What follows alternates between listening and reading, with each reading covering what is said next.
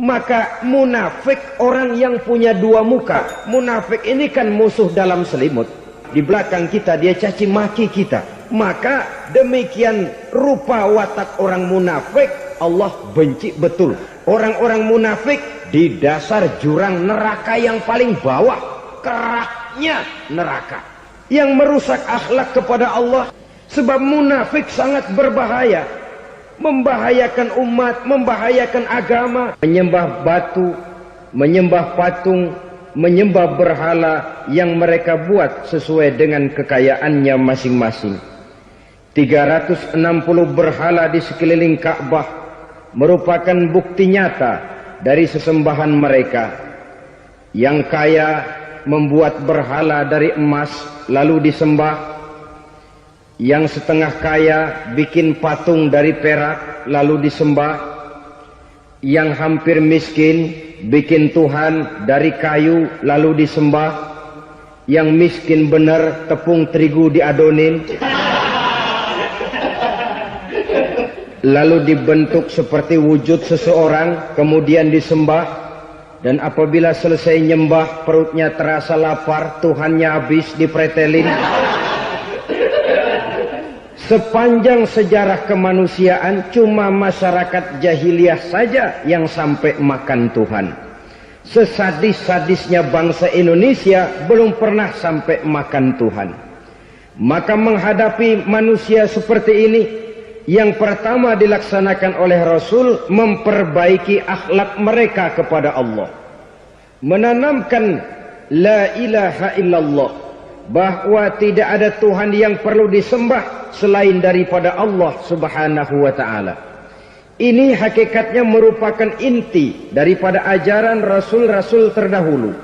Kenapa? Seluruh Rasul bersumber dari satu sumber yang sama, yaitu dari Allah subhanahu wa ta'ala.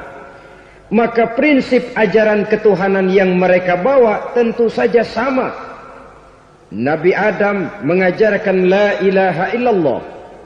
Nabi Nuh mengajarkan la ilaha illallah. Cuma tentu sambungannya Nuh Rasulullah. Nabi Ibrahim mengajarkan la ilaha illallah, Ibrahim Rasulullah. Nabi Musa mengajarkan la ilaha illallah, Musa Rasulullah. Bahkan Nabi Isa mengajarkan la ilaha illallah, Isa Rasulullah.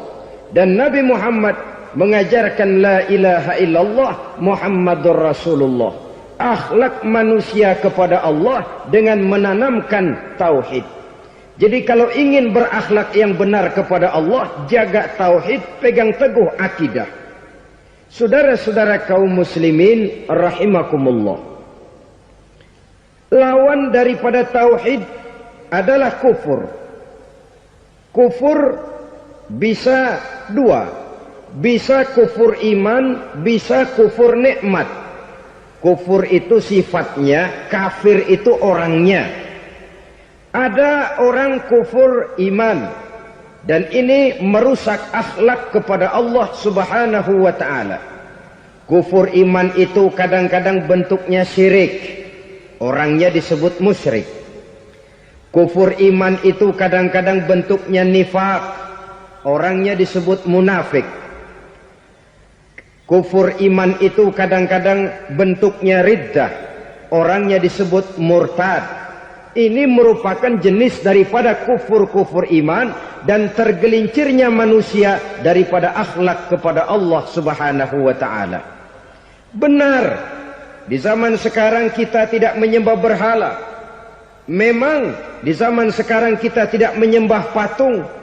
Iya, kita tidak berkeyakinan Tuhan lebih dari satu. Tapi kadang-kadang akhlak kita kepada Allah sering lentur dan luntur, sering bergoyang dan tergoncang, sering kena erosi dan polusi. Bahwa kita tidak menyembah Latta, Uzza, Manat dan Hubal seperti masyarakat jahiliyah dahulu, memang.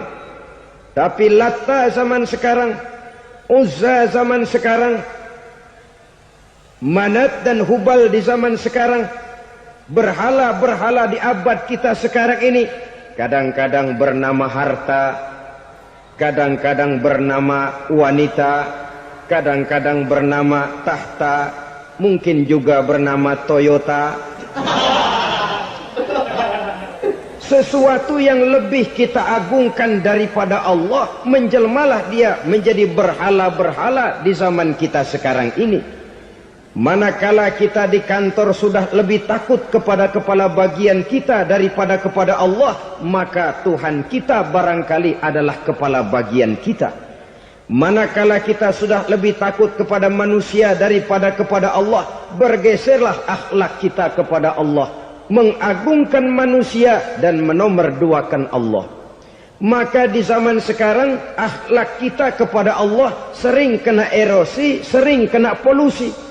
Mungkin karena sulitnya lapangan kerja, tingginya tensi ekonomi, persaingan hidup yang makin tajam, sulitnya mencari lapangan kerja, orang kadang-kadang nekat, sedikit pertimbangan, picik pandangan, mudah melakukan potong kompas, sehingga terjadilah perbuatan-perbuatan yang memelencengkan akhlak kita kepada Allah Subhanahu wa ta'ala. Kadang-kadang terjebak mempercayai selain daripada Allah. Kadang-kadang terjebak di dalam mengagungkan yang selain daripada Allah lebih dari yang seharusnya. Terkenalah akhlak kita kepada Allah jaringan-jaringan erosi dan polusi. Kufur sebagai lawanan daripada tauhid merupakan sifat daripada orang yang tidak berakhlak kepada Allah. Bentuknya pertama bisa syirik. Syirik itu artinya meyakini ada Tuhan lain selain daripada Allah. Itu yang namanya syirik. Jadi percaya Tuhan ada, cuman Tuhannya kelebihan. Itu yang disebut syirik, dan itu merupakan cerminan dari akhlak yang rusak kepada Allah Subhanahu wa ta'ala. Berkeyakinan Tuhan lebih dari satu, berkeyakinan bahwa Tuhan itu beranak atau diperanakkan, atau mengagungkan sesuatu sama dengan Allah, atau menjadikan yang selain Allah sebagai tujuan akhir daripada perjalanan kehidupan ini, maka itu sudah terjebak kita dalam musyrik. Dan syirik satu dosa yang tidak berampun. Bahasa kasarnya, yang namanya syirik itu jenis bapak moyangnya dosa. Saudara-saudara, sebab itu saya pesan, kalau memang terpaksa, biasanya yang tinggal di kota-kota besar itu kalau tidak kepengen dosa kan susah. Kalau terpaksa harus bikin dosa, cari yang kecil-kecil saja, yang kira-kira taubatnya gampang. Umpamanya pulang sholat Jumat nukar sendal, umpama, yaitu jelas dosa. Tapi dosa yang taubatnya agak mudah. Jangan sampai terjebak ke dalam syirik, menyekutukan Allah. Kalau sudah menyekutukan Allah, Allah dimadu, murka benar Allah kepada kita. Innallaha la yaghfiru ayyushraka bih wa yaghfiru ma duna dzalika liman yasha. Allah tidak akan memberi ampun kepada orang yang menyekutukannya dengan sesuatu, tapi Allah mau mengampunkan dosa yang selain itu bagi orang yang dikehendakinya. Jadi orang-orang yang sudah terjebak syirik, menyekutukan Allah, meyakini ada Tuhan lain selain daripada Allah, meyakini Tuhan beranak atau diperanakkan, bagaimanapun baiknya mereka di dunia, bagaimanapun sosial jiwanya, bagaimanapun pemurah tangannya memberikan santunan dan pertolongan kepada orang lain, kalau sudah syirik, seluruh nilai kebaikannya akan tidak ada gunanya lagi. Karena tidak ada tempat nilai kebaikan itu bergantung. Sedangkan kita berbuat baik agar diterima oleh Allah. Kalau Allahnya marah kepada kita, siapa yang akan menerima nilai kebaikan itu sendiri? Ini bentuk yang pertama. Yang nyata-nyata menyembah berhala, syirik. Yang nyata-nyata beriktikad Tuhan lebih dari satu, syirik. Atau yang tersamar. Yang tersamar itu yang sering jadi penyakit kita. Saya sejak ada perkutut ini di rumah, perkutut. Saudara-saudara, yang merusak akhlak kepada Allah, yang merusak tauhid setelah syirik, bisa juga berbentuk nifak. Nifak itu sifatnya, orang yang punya sifat nifak disebut munafik. Asal katanya dari nafakun. Nafakun itu satu lubang yang punya dua muka, seperti goa, ada tempat masuk, ada tempat keluar. Maka munafik orang yang punya dua muka. Kalau bahasa kita, pandai bermain minyak di atas air. Manis jika berhadapan, balik belakang lain bicara. Sehingga apa yang dinamakan nifak, kata Imam Ali Al-Jurjani dalam kitab ta'rifatnya, izharul imanu bil lisan wa kitmanul kufri bil qalbi. Menyatakan, menampakkan iman dengan lidahnya, tapi menyembunyikan kekafiran dalam hatinya. Dengan kata lain, lidahnya mah iman, hatinya mah kafir. Padahal hati itu yang dilihat, padahal hati itu yang dinilai. Kenapa lidahnya mengaku iman? Ya mungkin karena kepepet, mungkin karena kepentingan, mungkin karena ingin mencari kelemahan orang, lalu dia pura-pura beriman. Tapi sesungguhnya hatinya kufur. Ini merupakan penyakit munafik. Dan terus terang, menghadapi orang munafik jauh lebih berat daripada menghadapi orang kafir. Kenapa? Munafik ini kan musuh dalam selimut. Mau dibilang musuh nyata-nyata, apalagi di zaman Rasul ya, ketika periode Madinah, berat sekali menghadapi orang munafik. Mau dibilang kafir, kalau ketemu assalamualaikumnya medok juga. Mau dibilang mukmin, di belakang ngegerundel, nyari-nyari penyakit, nyari-nyari lantaran, mencari-cari gara-gara. Kalau kafir jelas kafirnya, kalau musyrik jelas musyriknya. Tapi munafik, di depan kita dia mengaku beriman, di belakang kita dia caci maki kita. Maka demikian rupa watak orang munafik, Allah benci betul. Sampai dalam Quran orang munafik itu divonis innal munafikin fid darkil asfal minan nar. Orang-orang munafik di dasar jurang neraka yang paling bawah, keraknya neraka. Saudara-saudara kaum muslimin rahimakumullah. Sebab munafik sangat berbahaya. Membahayakan umat, membahayakan agama. Di depan kita mereka ngaku pura-pura beriman. Kalau pidato luar biasa, memuji agama setinggi langit, menampakkan seolah-olah dia orang yang dekat dengan agama. Saudara-saudara, agama penting, agama mutlak. Tapi yang ngomong begitu agamanya apa? Remeng-remeng. Cuma sekedar lipstick, cuma sekedar dekorasi, cuma sekedar kamuflase buat ngibuli orang lain.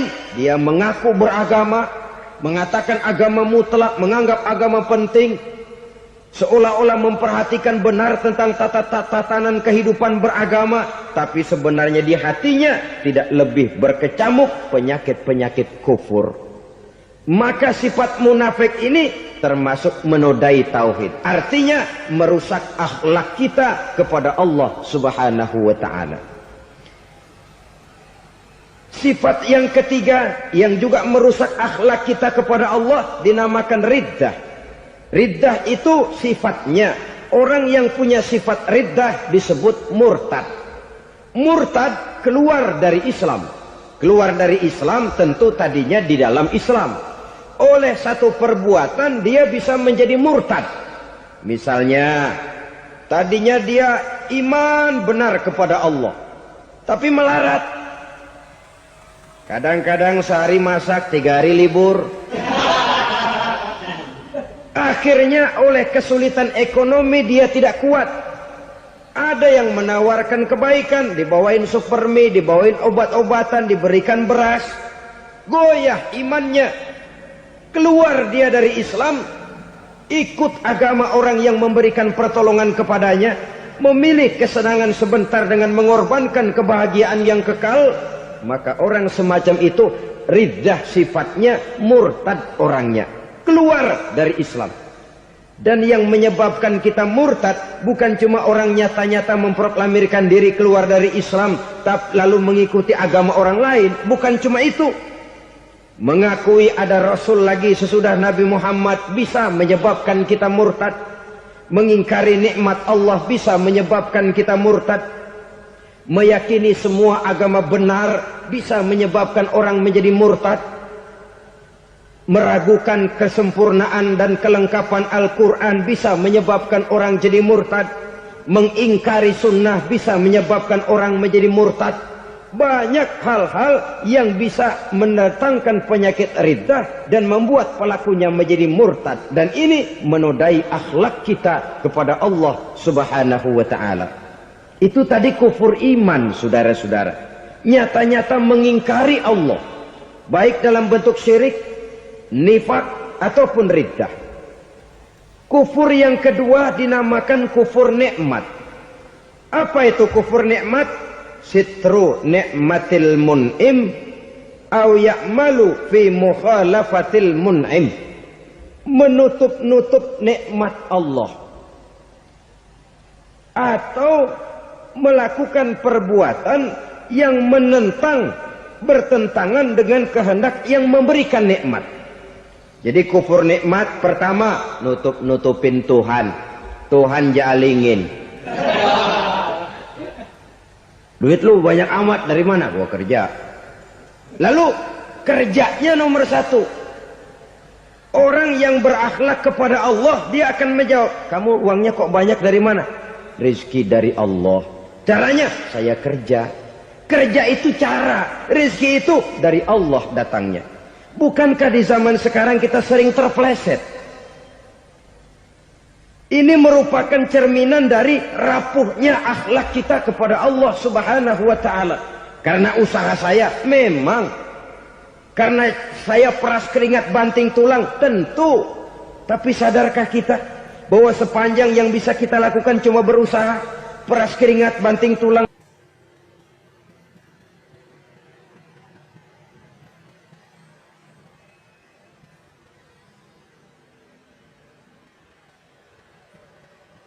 Soal rizki, soal jodoh, soal maut, kitakah yang mengatur?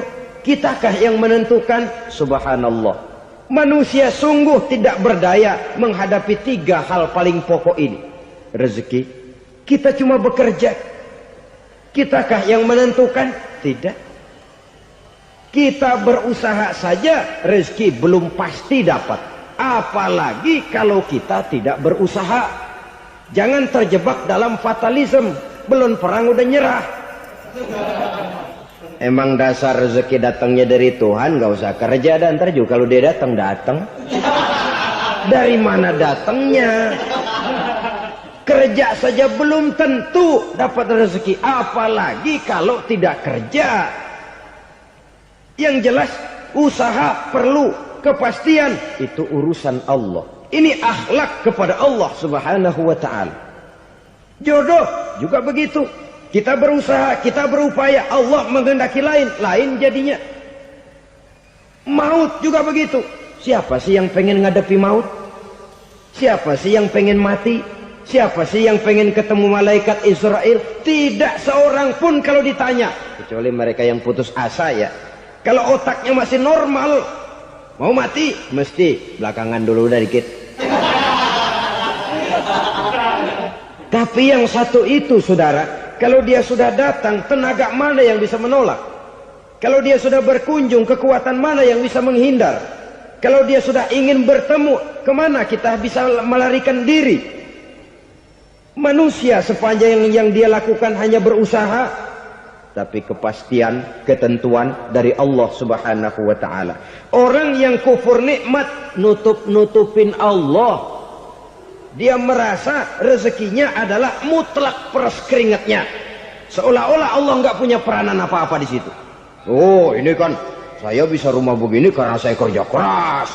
Oh, ini mobil saya begini, saya kerja keras. Peras keringat, banting tulang, keras.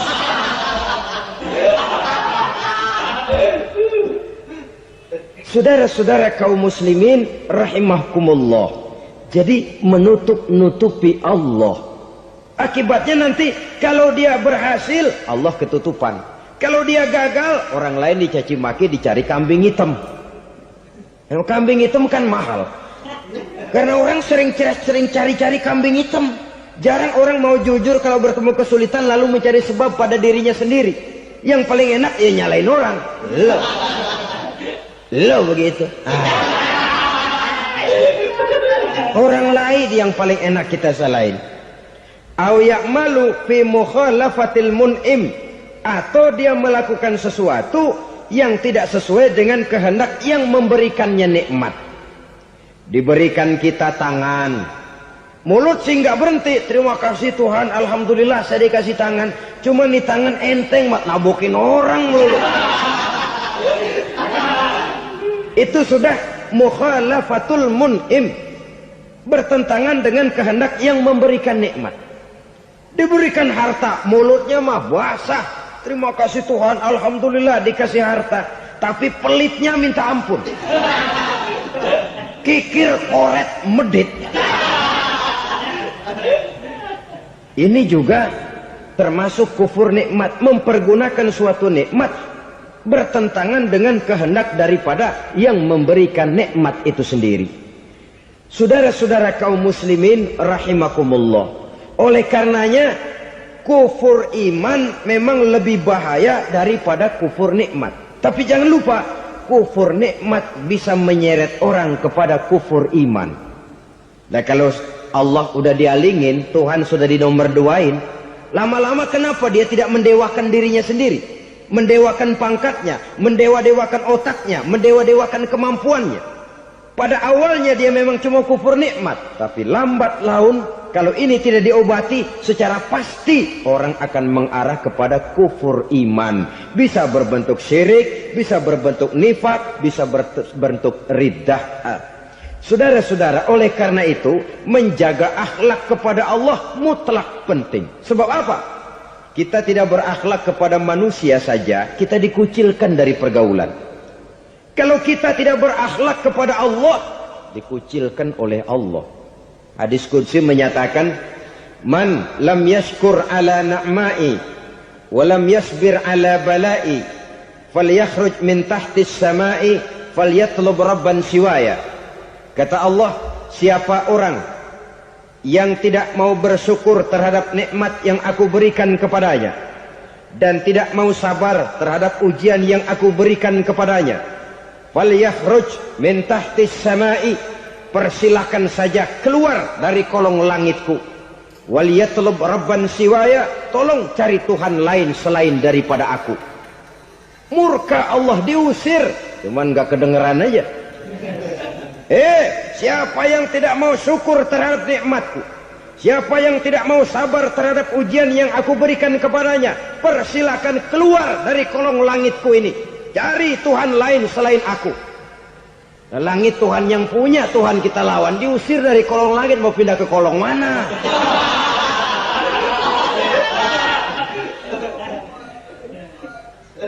Jadi jangan merasa kufur nikmat kan enteng. Iya, kelihatannya begitu, tidak sebahaya kufur iman. Tapi kufur nikmat ini merupakan anak tangga yang kalau kita sudah mulai naik, kita akan naik terus sampai kepada tingkat di mana kita mengalami kufur iman.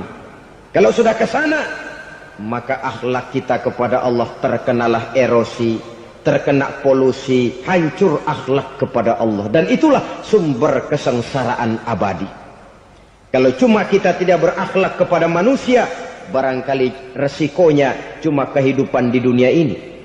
Mungkin juga ada kehidupan akhirat. Tapi kalau sudah tidak berakhlak kepada Allah, dunia akhirat kita rugi dan celaka.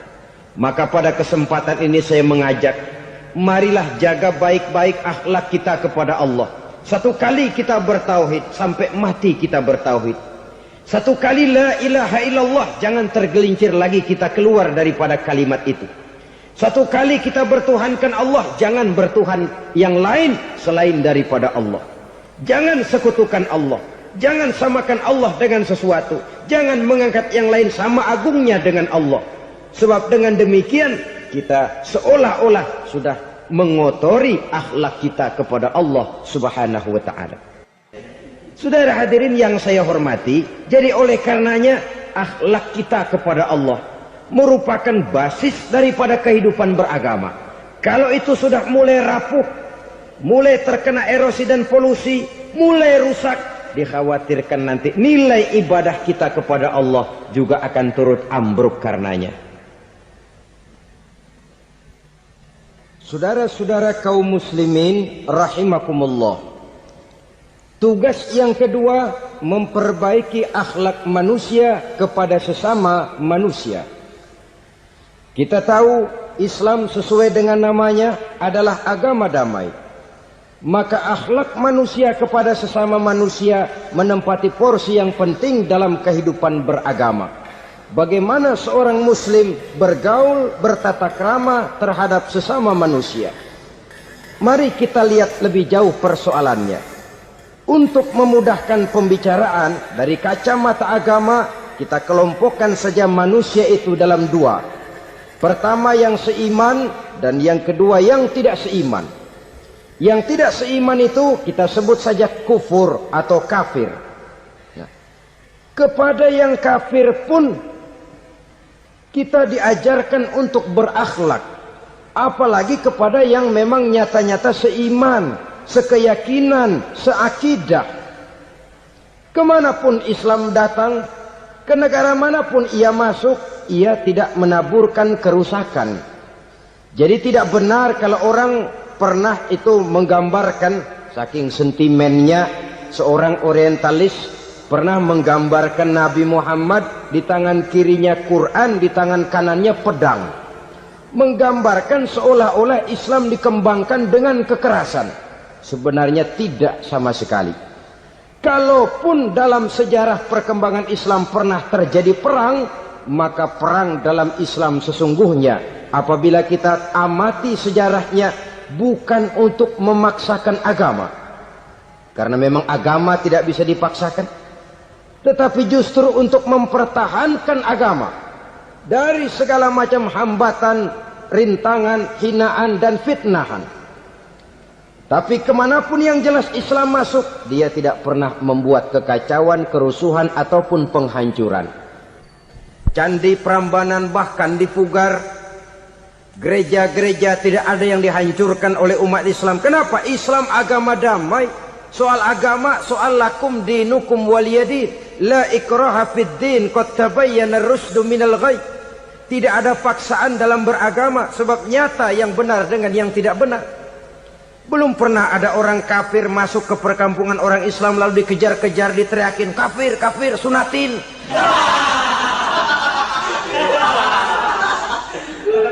Belum pernah. Kenapa? Islam menghormati orang lain agama. Nah, yang kafir ini macam-macam saudara. Ada kafir harbi. Nah, ini kafir kerok. Ini kafir yang nyata-nyata memproklamirkan permusuhan kepada umat Islam. Nyata-nyata mengganggu ketenangan umat Islam. Kafir yang seperti ini yang boleh diperangi. Misalnya kita mau sembahyang Jumat dijagain, nggak boleh sembahyang Jumat, getok palanya. Kafir harbi artinya tantangan perang datang dari mereka, bukan kita yang mulai, mereka yang buka front. Prinsipnya umat Islam tidak boleh mencari-cari musuh, tapi pun tidak boleh lari kalau ketemu musuh.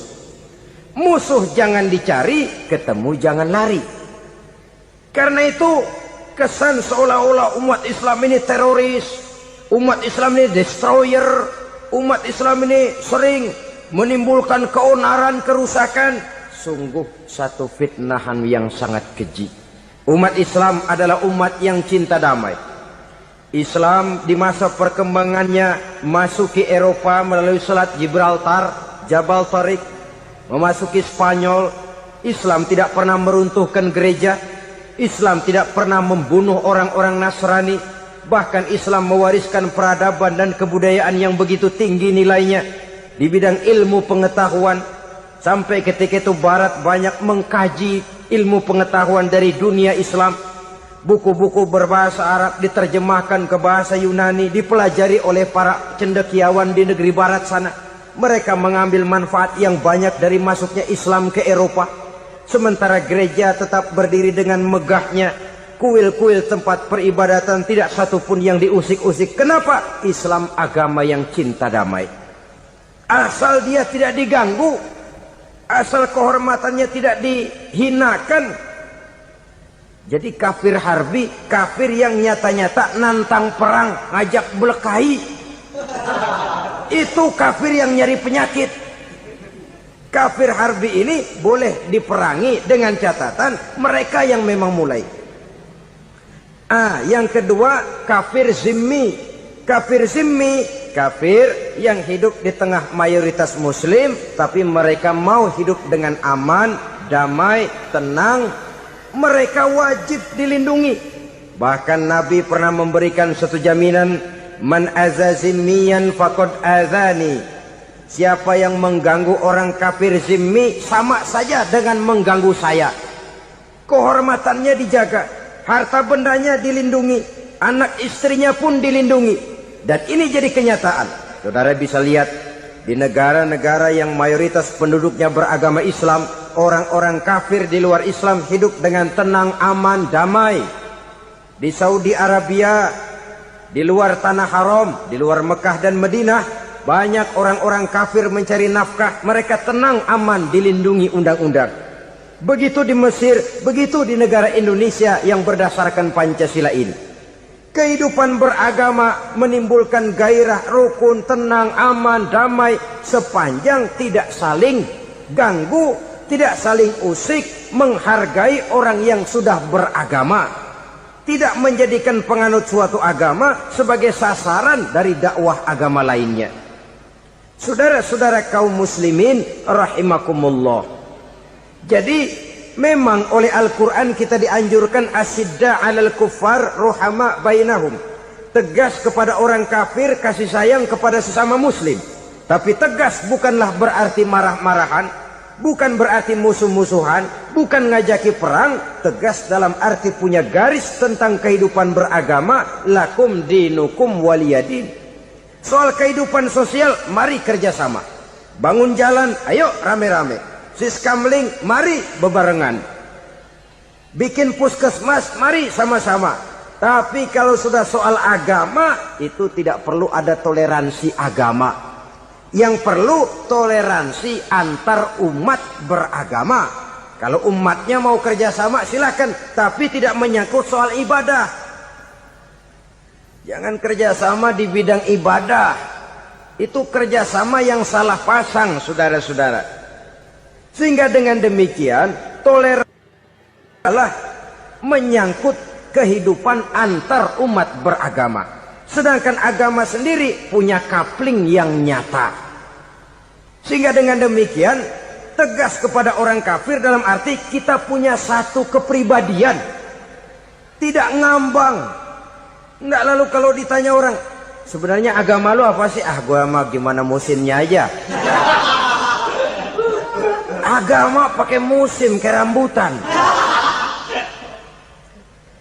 Akhirnya ya begitu, musim-musiman. Ke masjid kelihatan, ke gereja hayo, ke candi nongol, ke apa? Bingung malaikat bagaimana nyatetnya nih bocah ini. Di mana aja ada.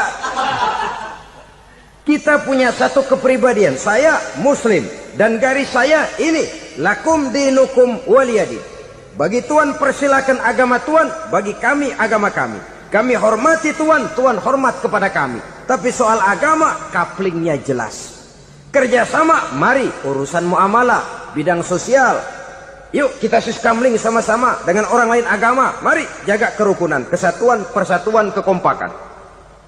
Perbaiki jalan yang rusak, mari sama-sama. Mendandani jembatan yang runtuh, mari sama-sama. Tapi sembahyang, kaplingnya lain-lain.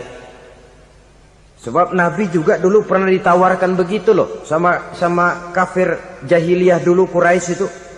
Sudah Muhammad, sekarang begini saja, kita join aja daripada marah-marahan. Hari ini saya menyembah Tuhanmu Allah. Besok gantian kamu menyembah Tuhan kita Latta, Uzza, Manat dan Hubal.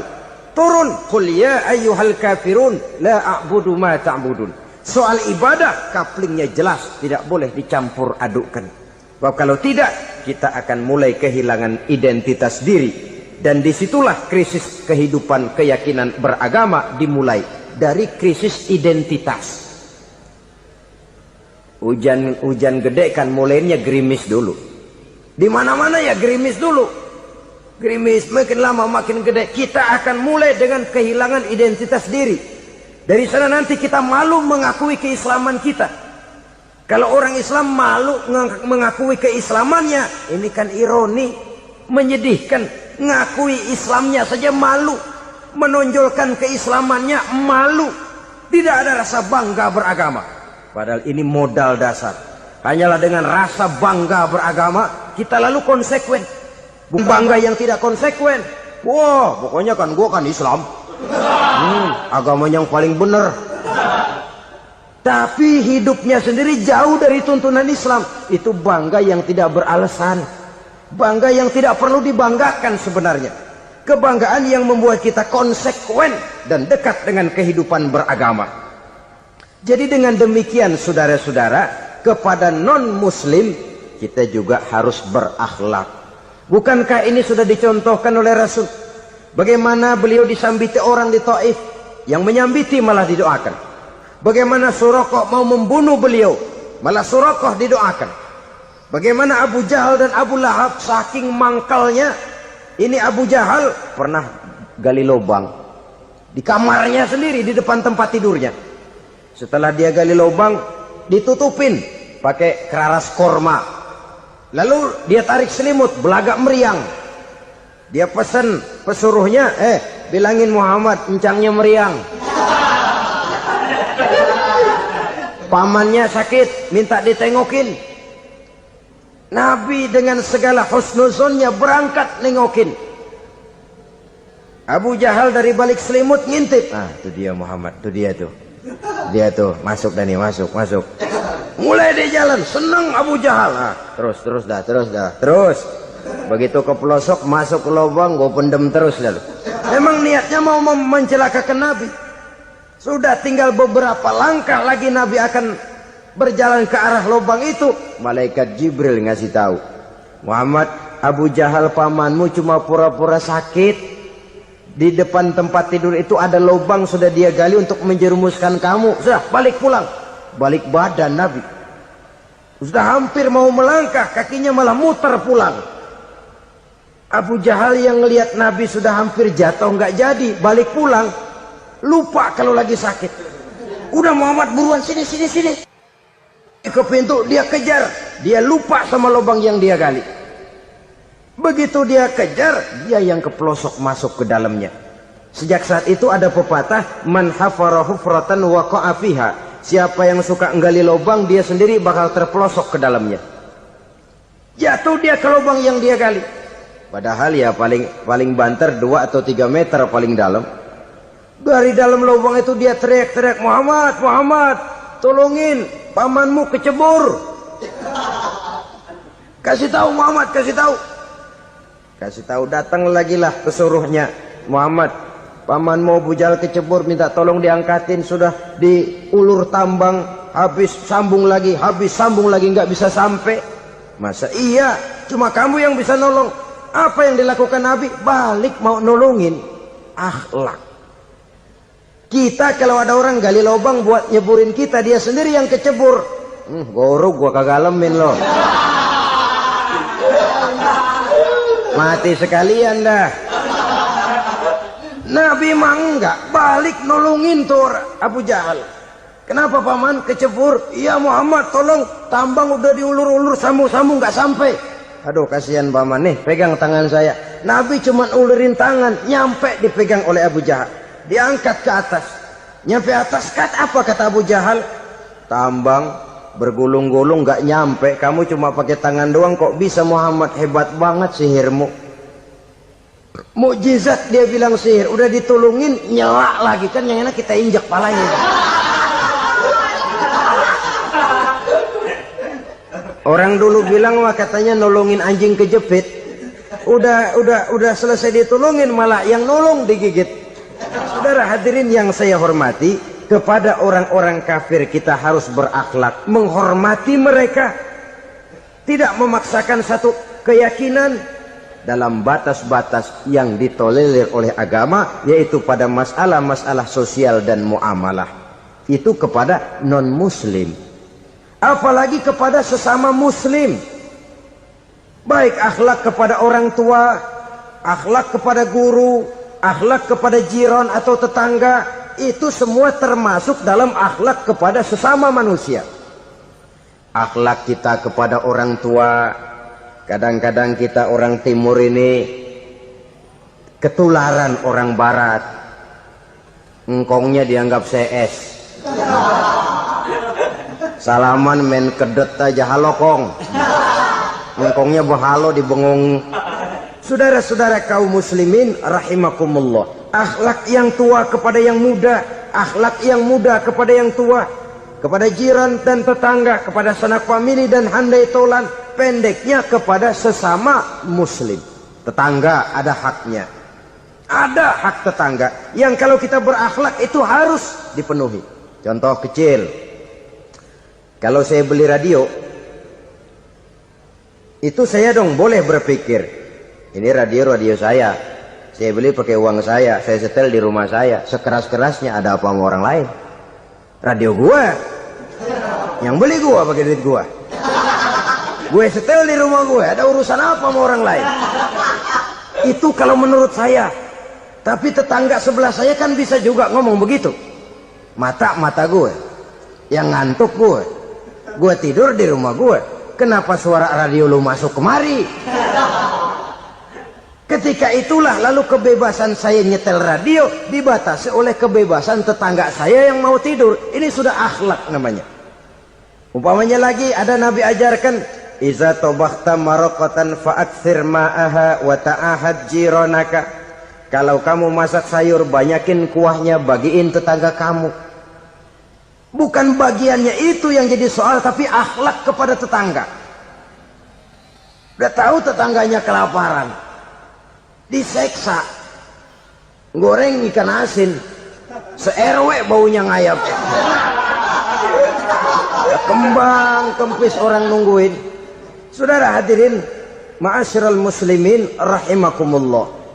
Jadi dengan demikian, kalau sudah kembali kepada orang-orang yang nilai imannya sama dengan kita, apapun organisasinya, apapun baju yang mereka pakai, kaos yang mereka pakai, jaket yang mereka pakai, kalau sudah seakidah, seiman, jaga akhlak kita.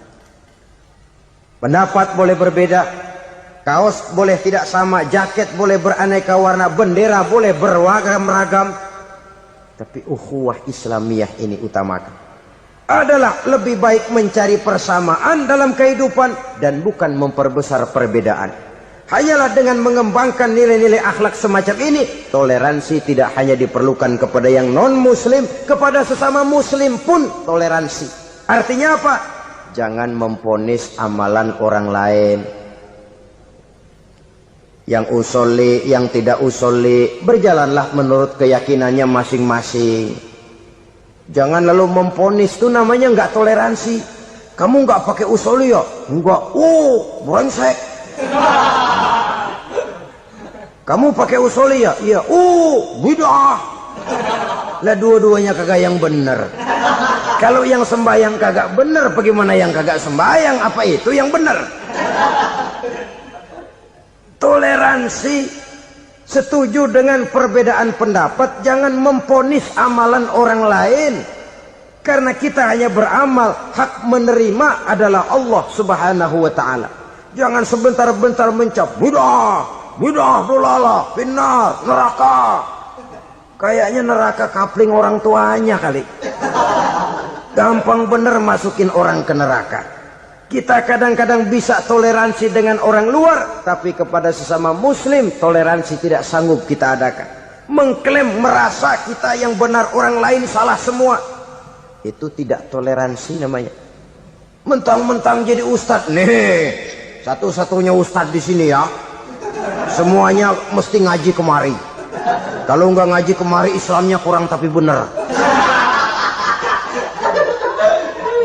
Toleransi. Saudara-saudara kaum muslimin rahimakumullah, lapang dada menghargai orang yang berbeda pendapat, apalagi kalau perbedaan pendapat itu menyangkut hal-hal yang tidak prinsipil, menyangkut hal-hal yang sekunder dalam kehidupan beragama, menyangkut masalah-masalah yang dalam bahasa fikih disebut soal-soal furu'iyah. Tidak usah menyebabkan kita bersih tegang.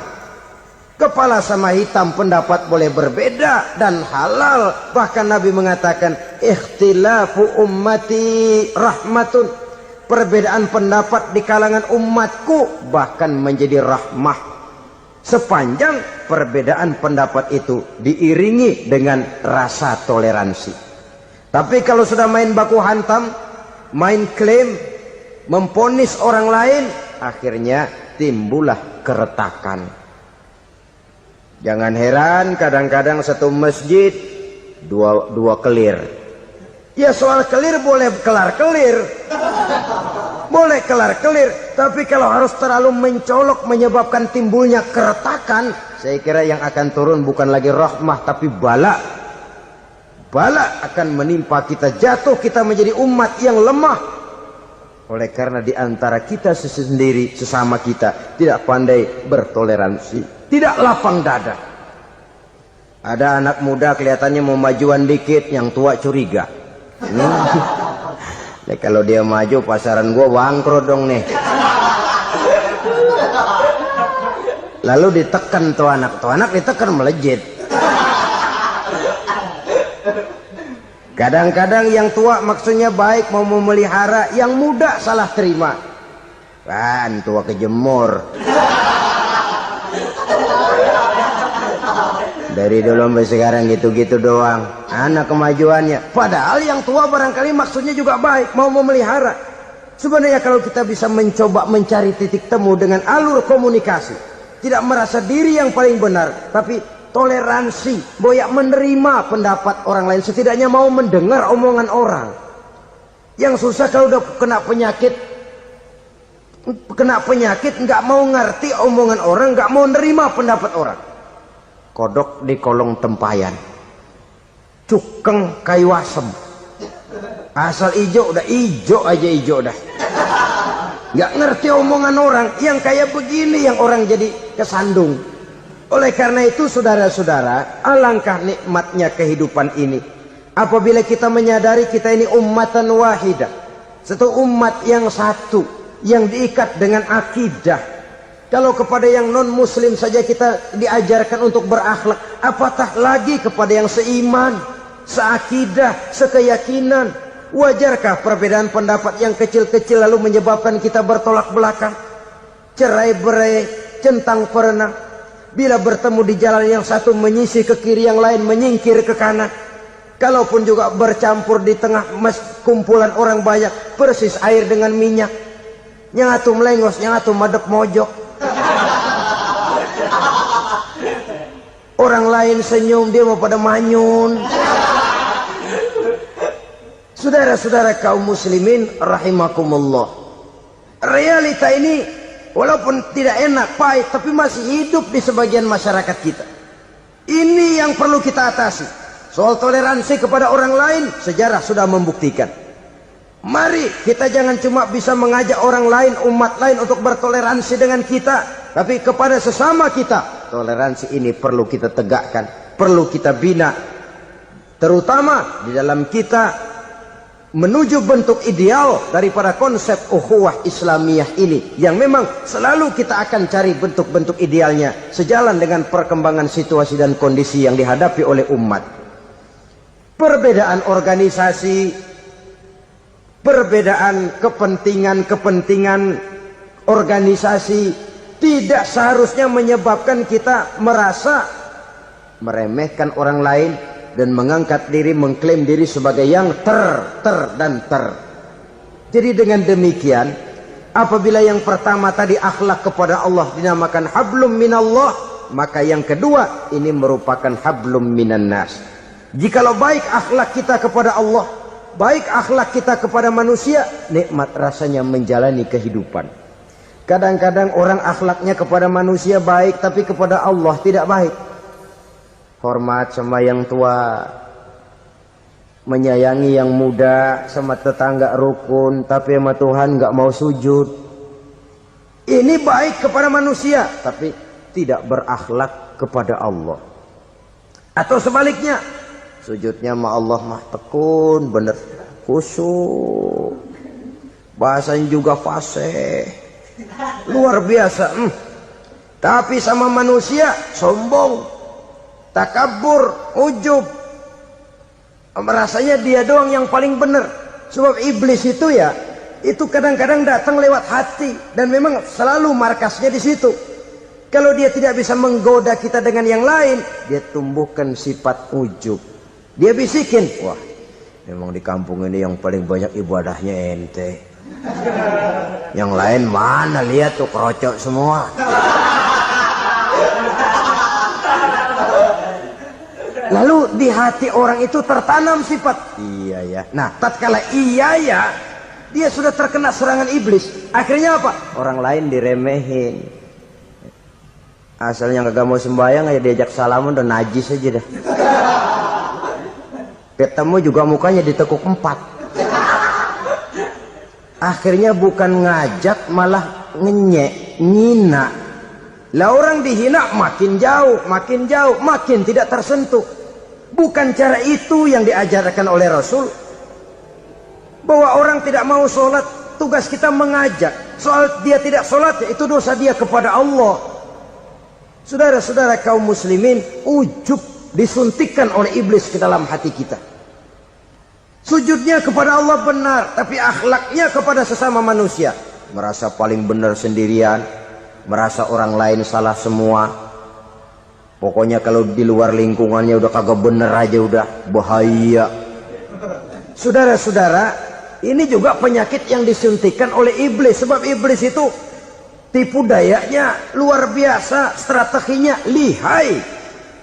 Makin tinggi kualitas iman, ya makin berat upaya iblis untuk menjerumuskan kita. Karenanya saya mengajak, marilah kita bertoleransi, baik kepada non-muslim, lebih-lebih lagi kepada sesama muslim yang kebetulan berbeda baju, berbeda kaos, berbeda organisasi, lain bendera yang dibawanya. Tapi toleransi mari kita canangkan. Kita terikat oleh ukhuwah Islamiyah. 2. Yang ketiga, akhlak manusia kepada makhluk Allah lainnya di luar manusia. Saudara-saudara, dengan berakhlak kepada Allah, berakhlak kepada sesama manusia, berakhlak kepada makhluk Allah di luar manusia, baik flora maupun fauna, maka mudah-mudahan akan terciptalah satu ekosistem, satu lingkungan hidup yang membuat kita nikmat menjalani kehidupan ini. Inilah saja yang kita bicarakan pada pertemuan kali ini. Marilah kita membina nilai-nilai akhlak walaupun berat tantangannya. Sungguh lebih baik rakyat rendah yang berakhlak tinggi daripada pejabat tinggi yang berakhlak rendah. Menyangka bahwa itu semua dapat mengekalkan kebahagiaan, dapat menunjang kehidupan yang langgeng. Ada yang berlomba-lomba mengejar-ngejar harta. Seluruh waktu dalam hidupnya habis untuk mengejar harta. Tidak peduli siang atau malam, sore atau pagi, sujud tidak lagi sempat, Allah dilupakan dengan agama jauh. Ada yang berlomba mengejar-ngejar pangkat, jabatan dan kedudukan, tidak peduli menjilat ke atas, menginjak ke bawah atau menyikut kiri dan kanan. Bahkan teman pun jadi lawan, lawan pun jadi teman. Bukan soal, yang penting pangkat terkejar. Ada yang berlomba memperbanyak kendaraan, sejak dari jet pribadi, pesawat kapal pesiar, sampai kepada mobil-mobil mutakhir. Ada yang berlomba memperbagus rumahnya, ada yang berlomba memperbanyak istri dan anak-anaknya. Seluruhnya tenggelam di dalam perlombaan yang menurut ukuran mereka akan mendatangkan prestise, kemegahan dan kebanggaan. Allah subhanahu wa ta'ala menegur memberikan peringatan dalam surah yang pendek, yaitu surah At-Takatsur. Alhaakumut takatsur hatta zurtumul maqabir kalla sawfa ta'lamun. Alhaakum ay syaghalakum an ta'ati rabbikum.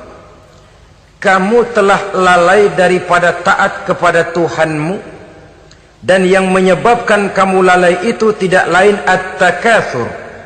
At-takatsur artinya at-tabahi bi kathrati mata'id dunya, bermegah-megah dengan memperbanyak kesenangan hidup duniawi. Dengan kata lain, berlomba-lomba mengejar kemegahan duniawi telah menyebabkan kamu lalai daripada mengingat, daripada taat kepada Allah Subhanahu wa ta'ala. Apabila orang cenderung materialistis, seluruh kegiatan hidup dikerahkan untuk berlomba memperbanyak materi, apa namanya harta benda, apa namanya rumah, apa namanya pangkat dan jabatan, maka dikala itu seseorang akan sangat mudah lalai daripada taat kepada Allah Subhanahu wa ta'ala. Hilanglah kesadaran bahwa sesungguhnya apapun yang kita miliki dalam kehidupan dunia ini tidak lain hanya barang titipan sementara. Kita cari, kita kejar, tapi setelah kita dapatkan, jangan dia dijadikan tujuan. Jadikanlah dia sebagai alat. Apabila harta benda duniawi sudah dijadikan sebagai tujuan daripada kehidupan, maka sesungguhnya kita sudah terseret dalam satu siklus, satu lingkaran setan yang tidak akan pernah berujung. Sebab manusia dalam berhadapan dengan materi duniawi tidak akan pernah mengenal kata cukup, tidak akan pernah mengenal kata puas, dan tidak akan pernah bertemu dengan titik. Selalu koma, selalu kurang, selalu tidak ada. Saudara kaum muslimin rahimakumullah, oleh sebab itu agama memberikan kesadaran seluruh yang kita miliki, yang dititipi oleh Allah dalam kehidupan ini berupa materi keduniaan, hakikatnya adalah alat dan bukan sebagai tujuan. Apabila alat sudah kita jadikan tujuan, kita akan terjebak ke dalam satu perlombaan yang justru akan mencelakakan kita sendiri. Inilah yang saya maksud dengan sirkuit celaka. Perlombaan yang hanya membuat kita jerih, payah, keringat bercucuran, tenaga terkuras, tapi tidak akan pernah sampai ke garis finish. Karena memang tidak ada garis finishnya. Betapapun jauhnya satu perlombaan, dia mesti punya garis finish. Tapi kalau sudah at-takatsur, berlomba bermegah-megah diri, maka barangkali tidak akan pernah ada garis finishnya. Kita akan terseret dalam lingkaran setan, berputar di seputar itu tanpa tahu kapan berhenti dan di mana titiknya. Agamalah yang memberikan kesadaran. Alhaakumut takatsur, bermegah-megahan telah membuat kamu lalai daripada taat kepada Allah Tuhanmu. Semua sadar bahwa kita diciptakan tidak lain adalah untuk mengabdi kepada Allah. Nilai pengabdian ini sering lentur, nilai pengabdian ini sering luntur, manakala kita sudah berlomba-lomba bermegah-megah dengan materi kehidupan dunia. Islam jelas tidak menganjurkan penganutnya jadi orang miskin. Bahkan Imam Ali karramallahu wajhah pernah mengatakan, kemiskinan bisa menyebabkan kekufuran. Ayat yang pertama turun juga kita tahu, Iqra, baca olehmu. Kan seolah-olah Quran cuma tidak langsung saja bilang, hai orang Islam, kamu jangan jadi bodoh. Kebodohan menimbulkan kemiskinan, kemiskinan mendekatkan kita kepada kekufuran. Jadi miskin sama kufur tetangga. Artinya dalam kondisi miskin, kemudi hati itu mudah terombang-ambing. Oleh sebab itu sering kemiskinan umat Islam ini dimanfaatkan oleh orang-orang lain untuk menyebarkan agamanya. Padahal agama adalah soal keyakinan. yang tidak mungkin ditunjang dengan supermi, ditunjang dengan beras, pakaian, obat-obatan, beasiswa. Agama adalah soal keyakinan. Keyakinan adalah soal kebenaran, dan kebenaran itu adalah milik bersama. Tujuan diciptakannya manusia tidak lain adalah untuk melaksanakan ibadah. Kalau orang tenggelam dalam perlombaan memperbanyak harta, mempertinggi kedudukan, memperindah segala macam yang sifatnya duniawi, biasanya itu akan membuat dia lalai dari taatnya kepada Allah Azza wa Jalla. Kadang bukan hanya lalai daripada taat, juga sering terjebak kepada maksiat. Karena kalau pola pandang dan tolok ukur sudah benda duniawi semata-mata, sangat tidak mustahil orang lalu terjebak ke dalam prinsip menghalalkan segala cara. Asal sudah tujuan tercapai, cara apapun halal. Akhirat nomor 18. Nah, bukankah memang barangkali kita sejak kecil sudah dilatih untuk materialistis? Umpamanya kita hanya sering dilatih untuk takut kepada yang konkret-konkret saja, takut kepada yang nyata-nyata saja. Seorang ibu kalau menakuti anaknya, aduh nak, kenapa ini kau kerjakan? Kalau bapakmu tahu, waduh, habis kamu. Ya, kita lihat, kalau bapakmu tahu, kalau polisi tahu, kalau hansip tahu, kalau satpam tahu. Tapi jarang seorang ibu menanamkan kepada anak, nak, kenapa ini yang kau lakukan, nak? Bukankah kau tahu Allah lihat, Allah tahu, Allah dengar, Allah, nak? Diajarkan takut kepada yang gaib. Karena kalau takut dia kepada polisi, dia pasti bisa cari tempat lain dong yang polisi kagak lihat.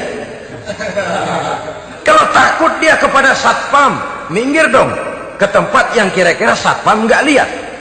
Tapi kalau sudah takut itu terpulang kepada Allah, kepada yang gaib, tidak sejengkal tanah pun yang terhalang dari pengetahuan Allah. Tapi itulah salahnya kita. Sejak kecil anak-anak sudah kita latih untuk takut hanya kepada yang konkret-konkret saja. Akibatnya sampai dia besar melembaga dalam kehidupannya. Dia nyolong, kata temannya, kamu nyolong ya? Iya. Kok nyolong sih? Emang? Kenapa nyolong? Biarin.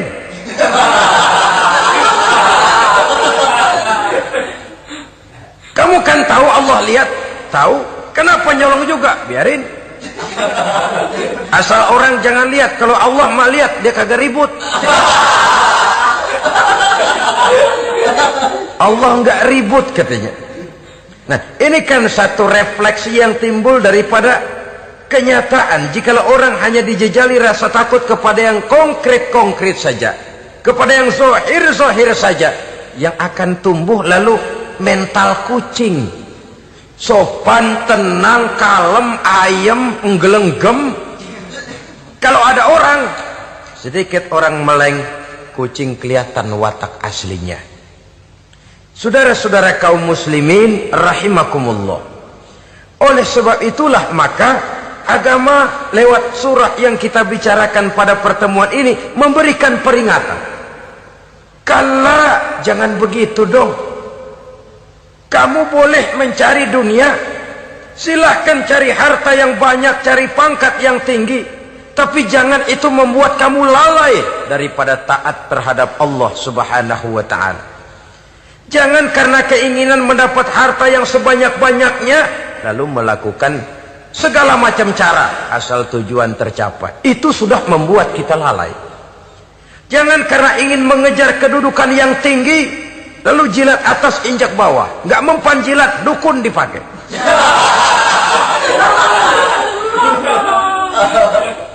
Itu kan sudah membuat kita lalai. Nanti kalau berhasil, wah, dukun kita paten. Tapi kalau gagal, dukun sialan, kagak mampu.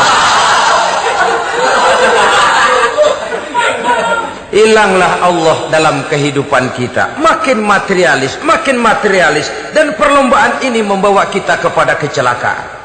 Kala, sekali-kali jangan begitu. Kenapa? Dahulu pun ketika lahir ke dunia tidak ada pangkat yang kita sandang. Dahulu pun ketika lahir ke dunia tidak ada harta yang kita bawa. Jadi harta itu, pangkat itu, kedudukan itu ada dalam hati, tapi tidak berurat dan berakar. Kalau dia berurat dan berakar dalam hati, berat misah sama harta itu. Berat.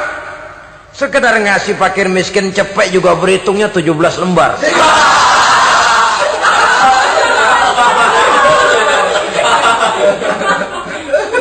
Dengar di kantornya mau ada mutasi, pindah dia dari tempat basah ke tempat kering, baru berita burung udah meriang duluan. Ini nanti bagaimana, itu nanti bagaimana, ini nanti bagaimana. Kan tidak jarang orang yang kena apa istilah kerennya zaman sekarang itu, post power syndrome. Post power syndrome ini pernah dianalisa oleh Nabi. Kata beliau, irhamu salasatan minan nas, sayangilah 3 macam manusia. Siapa mereka? Pertama, azizan zalla, orang terhormat yang jatuh hina. Ini yang sering terkena post power syndrome. Biasa kemana-mana dikawal, dihormati, datang ke tempat ini protokol siap, ini serba diatur, semua serba beres.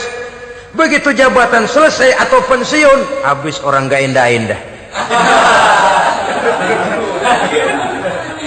Dia lihat orang diemin aja, orang diemin dan orang tonton. Ini kalau nggak kuat mentalnya, itu kena post power syndrome. Akibatnya ya bisa jantungan, bisa leper, bisa darah tinggi. Ya penyakit-penyakit yang zaman dulu kita nggak kenal. Ini kan makin banyak dokter, makin maju ilmu kedokteran, makin aneh penyakit. Saudara hadirin yang saya hormati, post power syndrome kena apa yang dinamakan frozen emotional attitude, tidak kuat menghadapi kenyataan. Azizan zalla, orang terhormat yang jatuh hina, itu sangat perlu dikasihani. Yang kedua, ghaniyan qad iftaqar, orang kaya jatuh miskin. Ini juga sama, biasa hidup apa ada, serba ada, lalu harus hidup apa adanya. Ini kalau kurang-kurang kuat benar-benar memble ini.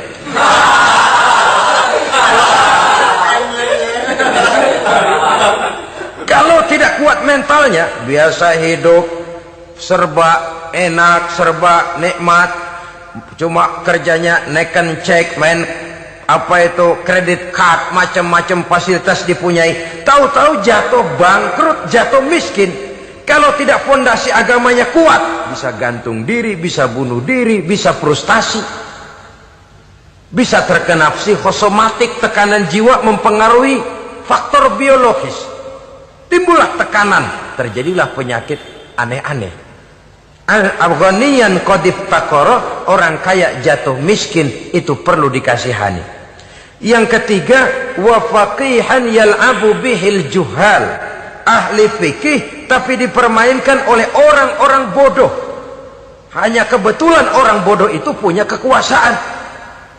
Hukum bisa dipesan.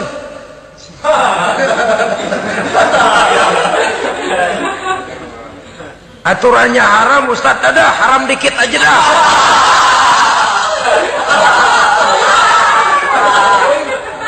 Sibuklah tuan fakih ini, ahli fikih ini, mencari dalil kebet sana kebet sini supaya yang tadinya haram benar bisa jadi haram sedikit. Padahal yang minta ini orang bodoh, tidak ngerti agama. Cuma karena punya kekuasaan dipermainkan oleh orang yang fakih. Orang yang fakih ini dipermainkan. Kasihan orang yang seperti itu. Wa faqihan yal'abu bihil juhal, ahli fikih tapi dipermainkan oleh orang-orang bodoh.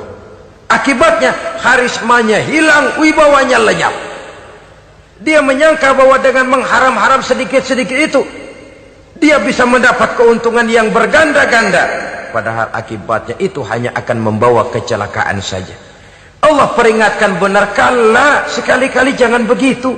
Cari uang yang banyak silahkan, ngejar kedudukan yang bagus boleh, bikin rumah yang hebat silahkan, ada kendaraan bagus silahkan, tapi jangan sampai kamu terjebak kepada sirkuit celakai, perlombaan yang tidak ada garis finishnya. Sering dicontohkan orang menghayal, melamun, Kamu kenapa nggak mau ibadah? Lah bagaimana mau sembahyang, saya di Jakarta masih ngontrak.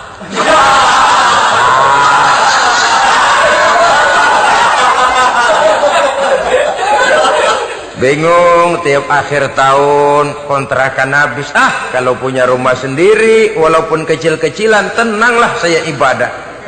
Baiklah, oleh Allah diberikan rezeki bisa bikin rumah walaupun kecil-kecilan.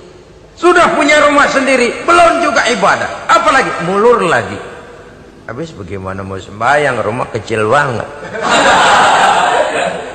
Pinggir kali, asal hujan bocor ya.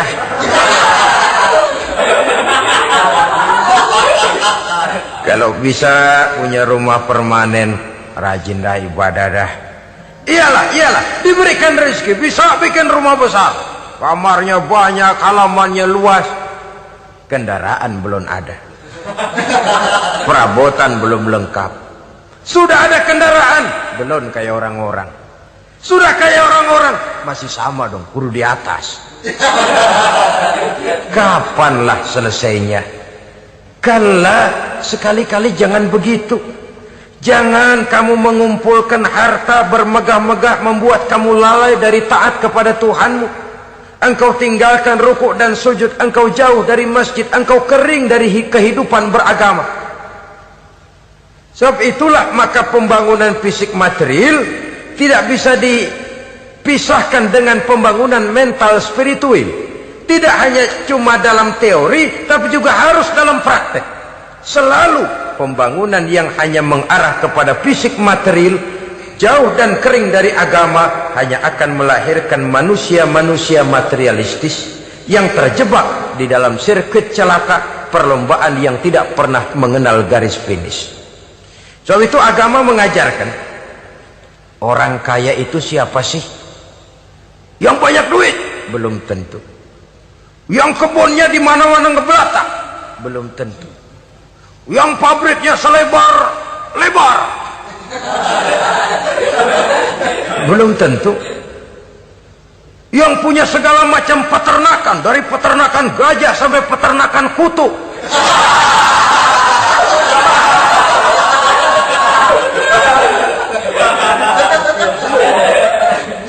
Belum tentu. Agama memberikan tuntunan yang sangat luhur. Orang kaya itu adalah orang yang hidupnya cukup. Orang miskin itu orang yang selalu merasa kurang. Bagaimanapun banyak duit saudara miliki, kalau masih merasa kurang, masih miskin saudara. Saya punya uang 1.000 rupiah, Anda punya uang 1 juta rupiah. Mungkin saya lebih kaya dengan uang yang 1.000 ketimbang Anda 1 juta. Kenapa? Dalam tangan saya uang 1.000 besar, artinya sesuai dengan kebutuhan saya. Tapi di tangan Anda uang 1 juta, kebutuhan Anda lebih besar daripada itu lagi. Maka agama mengajarkan sifat qanaah, merasa cukup, dan itulah sumber kekayaan yang hakiki.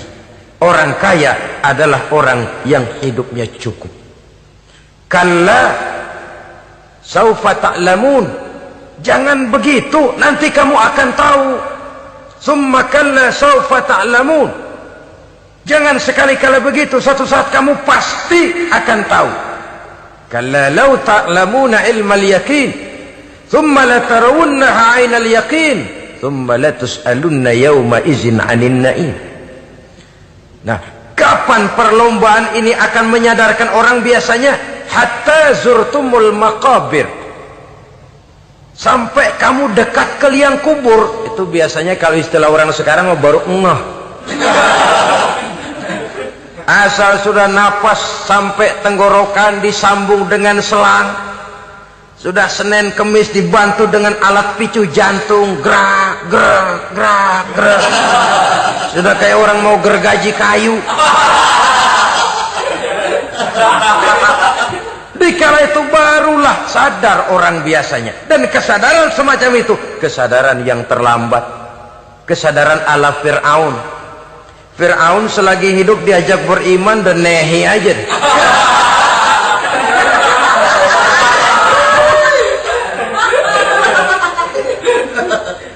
Tapi ketika dia tenggelam di lautan merah bersama seluruh tentaranya, dikala nafas hampir terputus, keluar ucapannya, amantu bi Rabbi Musa wa Harun. Aduh, kalau begini mah saya juga percaya kepada Tuhannya Musa dan Harun. Saya beriman kepada Allah. Lagi timbul tenggelam mau sekarat baru beriman. Hatta zurtumul maqabir. Kamu telah lalai dari sebab bermegah-megah sampai kamu masuk ke liang kubur, dekat ke liang kubur. Kalimat zurtum di sini menjelaskan bahwa kubur itu tidak selamanya. Zurtum itu dari kalimat zaro ya zuru, berziarah. Orang berziarah kan sebentar. Ke kubur itu sama dengan berziarah kita di situ. Sebentar, tidak akan selamanya, tidak akan kekal dalam kubur. Bahwa kubur itu cuma satu halte dari sekian halte yang harus kita jalani. Hatta zurtumul maqabir ay mutum wa dufintum fil kubur, sampai kamu mati dikubumikan dalam kubur, barulah kamu sadar bahwa perlombaan itu hanya sia-sia. Bahwa perlombaan itu tidak akan pernah mengenal garis finish. Bahwa perlombaan itu akan membuat kamu celaka. Begitulah umumnya kebanyakan orang yang terjebak ke dalam paham materialis, baru menyadari kesalahan langkahnya pada saat napas sudah sampai di tenggorokan. Ternyata uangnya yang miliaran rupiah tidak sanggup menyambung nafasnya. Ternyata kendaraan yang serba mewah berkilat tidak sanggup meneruskan kehidupannya. Ternyata pangkat jabatannya yang tinggi yang membuat dia menyebabkan temannya jadi lawan, lawannya jadi teman, tidak akan sanggup menghentikan sang malaikat maut. Kalau keadaan sudah begitu, baru sadarlah kita terlambat. Karena saat seperti itu akan dihadapi oleh setiap orang. Kala, jangan begitu. Sadarlah kamu bahwa kalau sudah dekat ke liang kubur kamu baru insaf, itu terlambat. Sebelum nafas sampai di tenggorokan, pintu taubat masih selalu terbuka. Tapi manakala nafas sudah sampai di tenggorokan, tertutuplah pintu taubat untuk orang yang bersangkutan. Oleh sebab itu, perlombaan dengan bermegah-megah terhadap materi duniawi, tolok ukur dan pandangan hidup yang terbatas kepada wujud benda semata-mata, memang sering menyebabkan orang lalai, sering menyebabkan orang lupa diri, tidak sadar tentang hakikat yang terpenting dari kehidupan ini, yaitu tentang dari mana dia datang, di mana dia sekarang, dan kemana dia akan pulang. Sungguh, ilmu pengetahuan tidak akan pernah mampu menjawab persoalan ini. Sungguh, filsafat juga tidak berdaya menghadapi pertanyaan seperti ini. Hanya agama yang mampu memberikan kepastian batin tentang hakikat dari mana kita datang, di mana kita sekarang, dan kemana kita akan pulang. Makin kita renungi pertanyaan ini, makin kita menemukan diri sendiri. Dan makin kita menemukan mengenal diri sendiri, kita akan semakin mengenal Allah Subhanahu wa ta'ala. Semakin kita mengenal Allah, maka akan semakin terpanggil kita untuk dekat dengannya, mentaati segala perintahnya, dan berupaya menjauhi segala yang dilarangnya. Dengan demikian selamatlah kita dari satu perlombaan yang hanya akan menyeret kita kepada menghalalkan segala cara, jauh dari agama, jauh dari Allah, bahkan jauh dari sesama manusia. Karena umumnya perlombaan seperti ini akan cenderung melahirkan manusia yang egois. Muslimin rahimakumullah. Lebih jauh, mari kita mengikuti peringatan Allah dalam surah Al-Munafiqun ayat 9. Di sini Allah Subhanahu wa taala mengingatkan, A'udzu billahi minasy syaithanir rajim. Ya ayyuhalladzina amanu la tulhikum amwalukum wala auladukum an dzikrillah wa may yaf'al dzalika fa ulaika humul khasirun. Hai orang-orang yang beriman, jangan sampai hartamu dan anak-anakmu melalaikan kamu daripada mengingat Allah. Wa may yaf'al dzalik, barang siapa yang melakukan hal seperti itu, fa ulaika humul khasirun, maka merekalah sesungguhnya orang-orang yang merugi. Rugi dunia, rugi akhirat. Disebutkan di sini dua hal yang sering menyebabkan kita jadi lalai. Amwal dan aulad, harta dan anak-anak, materi dan keluarga. Perlombaan di dalam mengumpulkan materi sering menyebabkan kita menjadi lalai. Begitu juga amanah berupa anak ini sering kita lalaikan atau sering membuat juga kita menjadi lalai. Kita lalaikan dalam arti bahwa keduanya, baik harta baik anak, merupakan amanah dari Allah. Setiap orang tua akan dimintakan pertanggungan jawab. Apabila kita lalaikan amanah ini, maka resikonya akan kembali juga kepada kita.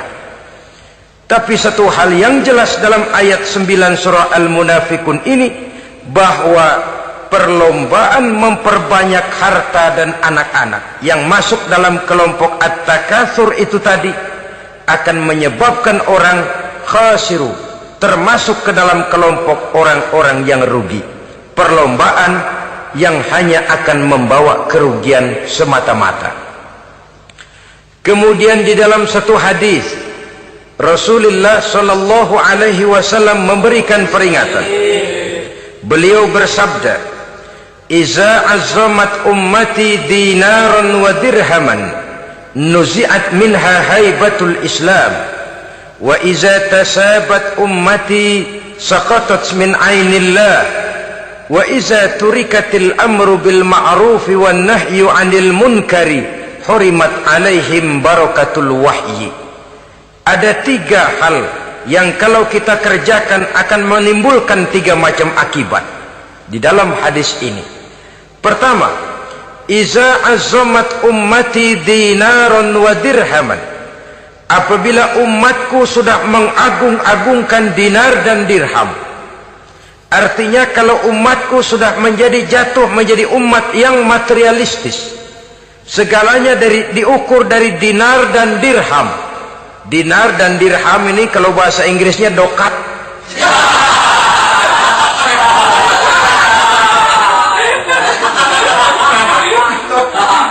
Segalanya diukur dari segi dinar dan dirham saja. Nuzi'at minha haibatul Islam, akan dicabutlah kehebatan Islam dari mereka. Memang ada kalanya kita berkata bahwa tanpa uang kita tidak bisa berbuat apa-apa. Tapi kalau itu dijadikan landasan dari segala sesuatu, itu yang dijadikan ukuran, itu yang dijadikan tujuan, kita hakikatnya sudah gagal sebelum melangkah. Apapun saja profesi kita, apabila sudah menjadi pendewa dinar dan dirham, akan hilanglah kehebatan Islam, akan dicabut kehebatan Islam itu. Umat Islam bisa dibeli, ulama bisa dikontrak, kiai bisa dicarter. Saudara hadirin ma'asyiral muslimin rahimakumullah, apabila umatku sudah membesar-besarkan dinar dan dirham, bermegah-megah dengan itu, berlomba-lomba memperbanyak itu yang menjadi tujuan dan tolok ukur dari segala kegiatan, nuzi'at minha haibatul Islam, akan dicabutlah kehebatan Islam. Hilang itu wibawa. Walaupun dia bernama umat mayoritas dalam jumlah, tetapi dia minoritas dalam peranan. Mayoritas dalam bilangan, tapi minoritas dalam percaturan kegiatan hidup ini. Kita ingat di zaman pengembangan Islam di masa Rasulullah sallallahu alaihi wasallam, mereka berlomba-lomba mengorbankan dinar dan dirhamnya untuk kepentingan agama, bukan mengorbankan kepentingan agama untuk mencari dinar dan dirham. Kita di zaman sekarang sering terjadi penjungkiran nilai, terbalik yang kita amalkan. Nabi Ibrahim mengorbankan putranya Ismail untuk kepentingan kepentingan agama. Kita sering sekarang ini mengorbankan kepentingan agama untuk anak-anak kita. Dulu anaknya yang dikorbankan buat agama, sekarang agamanya dikorbankan buat anak. Dulu dinar dan dirham dibelanjakan untuk menopang agama, sekarang agama dijadikan alat untuk mencari dinar dan dirham. Saudara-saudara kaum muslimin rahimakumullah, memang apabila dinar dan dirham digunakan untuk penyangga perjuangan, itulah idealnya. Saya katakan tadi, dinar, dirham, uang, dunia cuma sekedar alat, bukan sekedar tujuan. Kita memerlukan alat ini. Membangun pesantren tidak cukup dengan semangat. Membangun rumah sakit Islam tidak cukup dengan pidato. Membangun masjid tidak cukup dengan semangat menggebu-gebu. Kita perlu semen, kita perlu pasir, kita perlu batu kali, kita perlu besi, dan itu semua beli. Tidak turun dari langit seperti turunnya embun di waktu pagi. Tidak mungkin rumah sakit Islam muncul ke permukaan hanya dengan sim salabim abracadabra.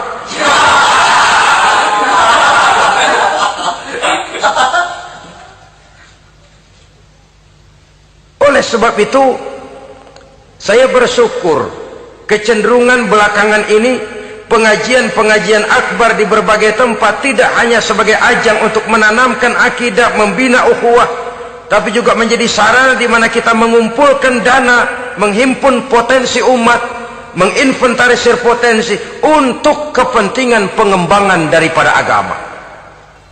Meskipun ada satu dua orang yang salah paham tentang ini, sampai kemudian saya mendapat satu merek yang cukup tidak enak untuk didengar, mengkomersilkan pengajian katanya.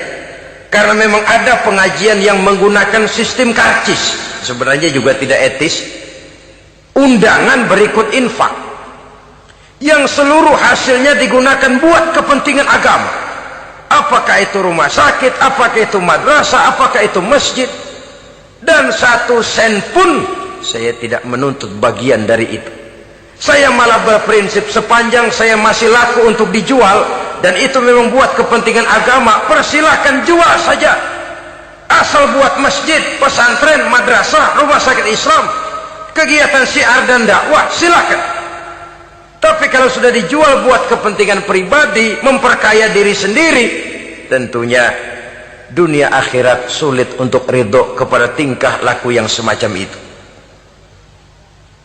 Kita memerlukan dana. Umat di daerah membangun memerlukan dana. Dan dana itu tidak hanya datang begitu saja. Kita bersyukur bahwa untuk menghadiri pengajian sekarang ini orang mau mengeluarkan uang, mau memberikan infak dengan ikhlas, tidak dengan keterpaksaan. Kenapa tidak?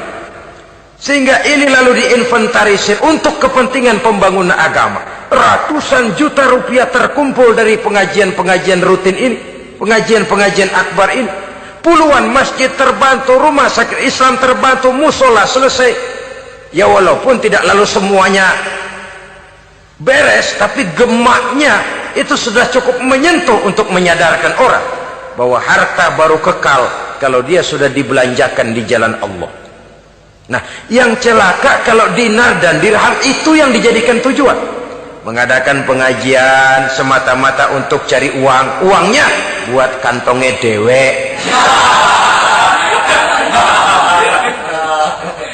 Itu yang membuat dicabutnya kehebatan Islam itu.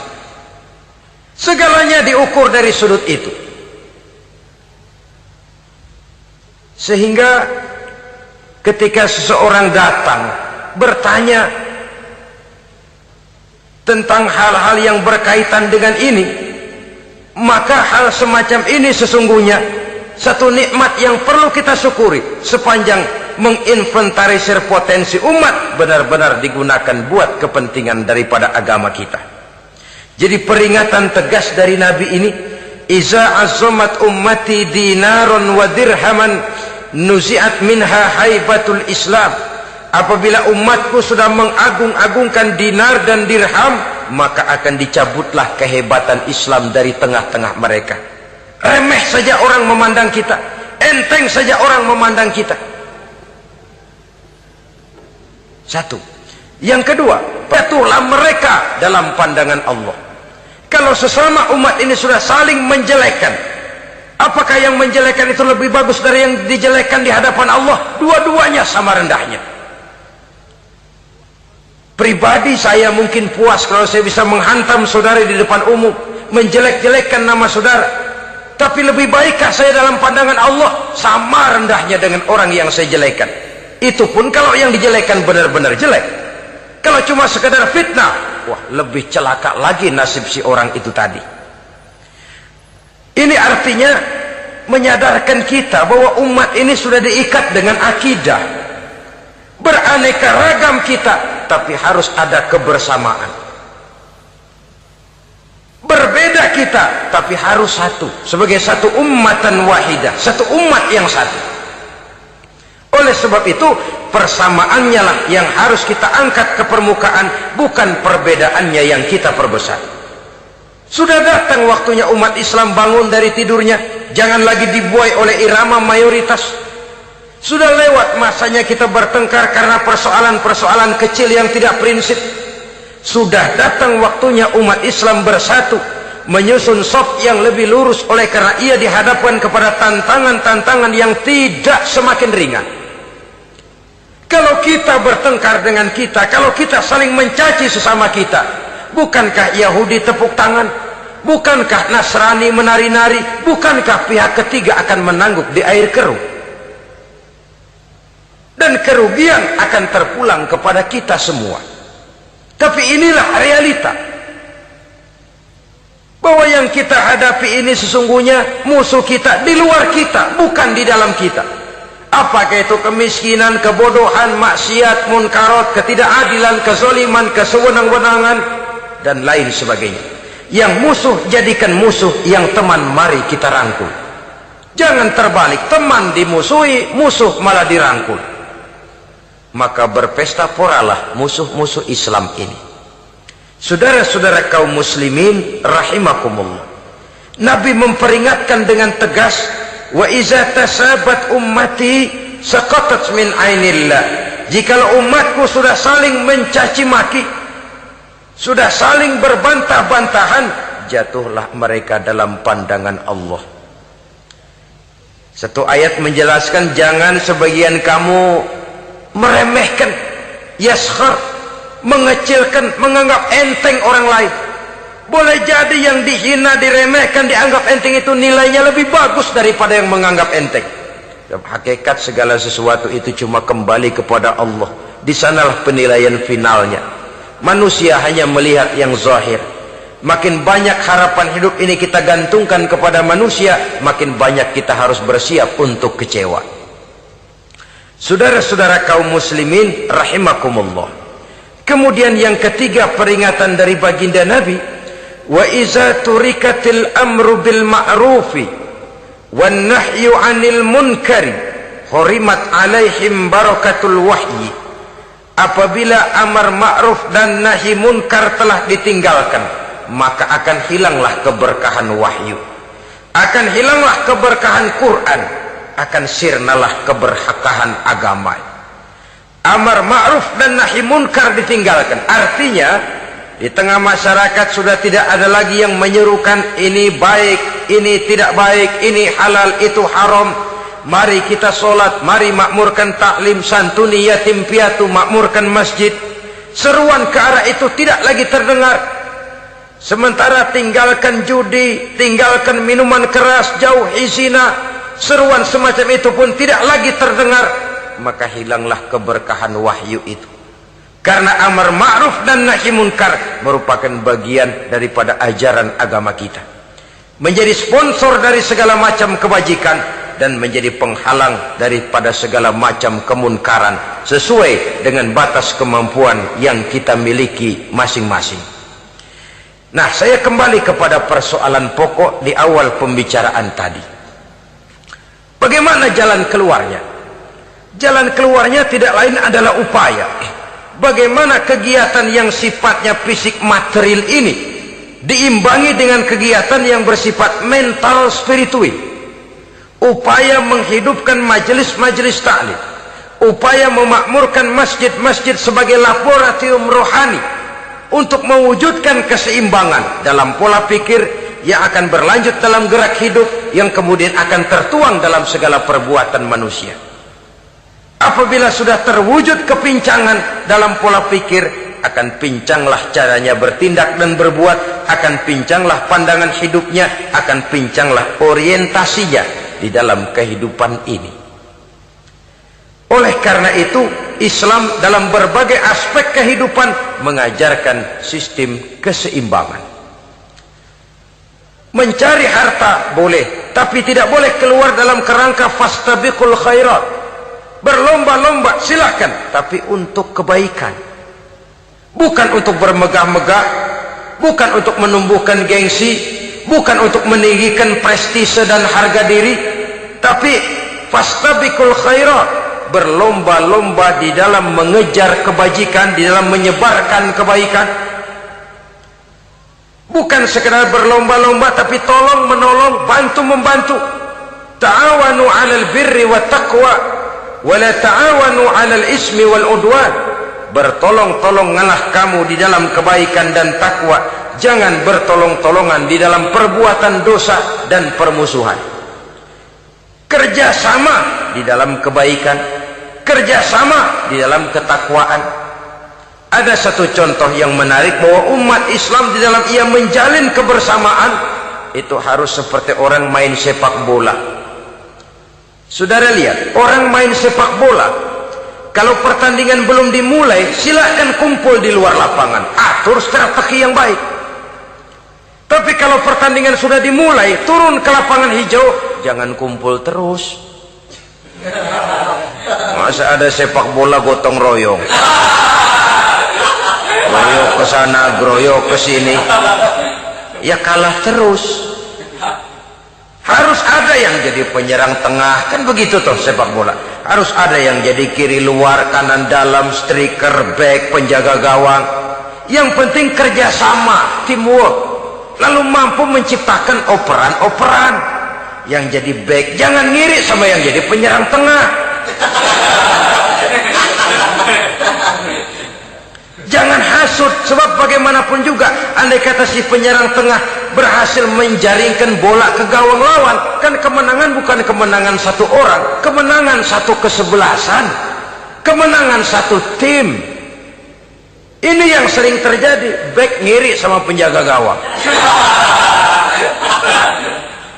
lalu penjaga gawang ngiri sama penyerang tengah, penyerang tengah ngiri sama kiri luar. Ya kapan mau menggolkan ke gawang lawan? Kita ini satu kesebelasan, posisi boleh berbeda. Umat Islam itu harus ada yang jadi camat, lurah, bupati, gubernur, menteri, jadi jenderal, jadi konglomerat, jadi pengusaha, jadi teknokrat. Yang penting kerjasama, teamwork, mampu menciptakan operan-operan yang akurat.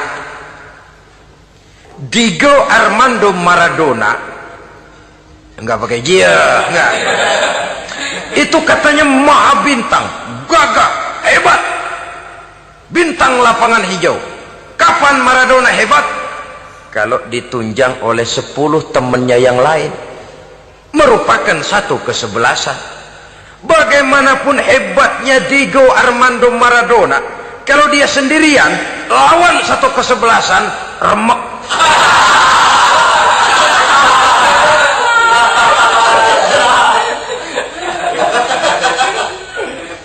Dia hebat, dia jenius, dia maha bintang karena dapat operan dari teman-temannya. Bukan jegalan, operan. Jadi oleh sebab itu bagaimana kita menciptakan operan-operan akurat yang akan melahirkan kebersamaan di tengah-tengah umat. Artinya satu contoh saja, misalnya seorang pengusaha besar, oleh karena kesibukannya di dunia bisnis, tidak perlu jadi ketua pembangunan musola. Tapi kalau ada musola belum selesai, operan.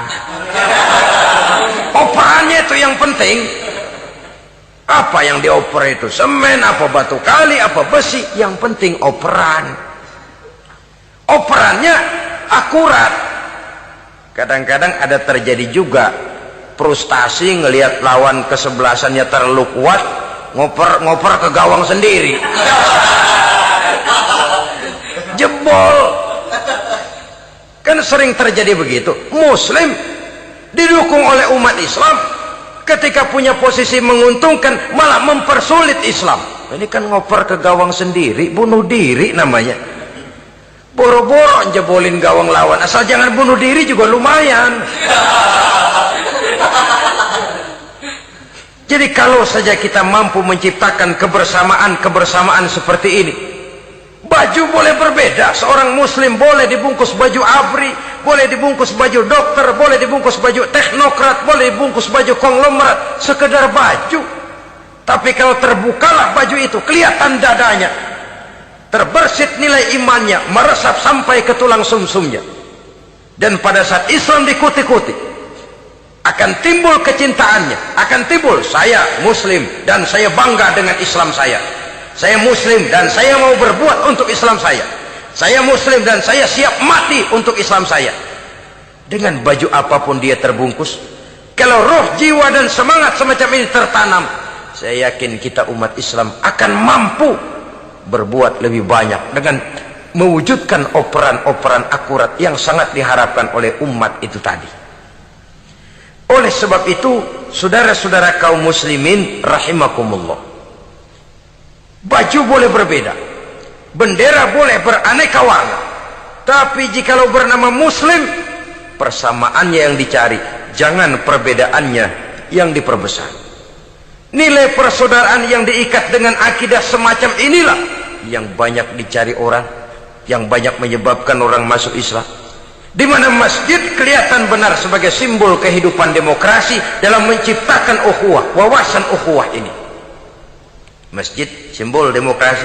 Siapapun masuk masjid buka sepatu, demokrasi. Siapapun orangnya, tidak peduli merek apapun sepatunya. Apa itu keluaran Cibaduyut Bandung? Apa itu modelnya Belli Beltoni Itali? Tidak soal, masuk masjid buka. Jumatan, kopral datang lebih dulu depan, pral. Jenderal datang belakang saja, pral. Tidak ada fasilitas khusus dalam masjid, karena di rumah Allah semua manusia sama. Si jenderal jangan lagi merasa jenderalnya, si pengusaha jangan lagi menonjolkan kebosannya. Masjid adalah simbol demokrasi daripada kehidupan umat. Sebab itu jangan terjebak kepada sektoral di dalam kita berbicara tentang ukhuwah ini. Kita boleh terbungkus dengan baju apapun, tapi kalau di balik baju itu tidak lain jiwa Islam yang mau berkorban, mau mengeluarkan harta, bahkan siap mati untuk Islamnya, maka kebersamaan itu akan mudah kita wujudkan. Tapi sepanjang kita berpecah belah, sepanjang kita centang perenang, maka tidak akan banyak yang bisa kita lakukan. Satu-satunya perlombaan yang bukan hanya dibolehkan tapi bahkan sangat dianjurkan oleh agama, yaitu fastabiqul khairat, berlomba-lombalah di dalam kebaikan, berlomba-lomba di dalam memakmurkan masjid, berlomba-lomba di dalam menghidupkan majelis-majelis taklim, berlomba di dalam menegakkan yang ma'ruf dan menghancurkan yang munkar, berlomba di dalam menyantuni yatim piatu. Tapi prakteknya kan kadang-kadang terbalik. Kalau sudah kumpul yang diakur-akurin, udah nambah kebun belum? Pabrik udah diperluas belum? Bisnis sudah sejauh mana? Belum pernah ada ketemu lalu kongko masjidnya udah digedein ya? Jarang yang ngomong begitu. Madrasahnya sudah bagaimana? Sejauh mana? Mesti yang enak itu ya nyocok-nyocokin, bagaimana rumahmu sudah, bagaimana kendaraanmu, bagaimana pesawatmu, bagaimana bukankah itu juga takasur? Dari obrolan kan nanti yang belum kan timbul panasnya. Gile dia udah beli gituan, gue belum. Timbul panasnya, lalu berusaha, berlomba lagi, bersaing lagi, berlomba lagi, bersaing lagi. Walaupun persaingan perlu, karena tanpa persaingan orang jarang mikir. Hidup itu kalau nggak ada tantangan kan tidur kita. Orang hidup smooth gitu ya, jalan tenang, setenang ya nggak maju orang itu.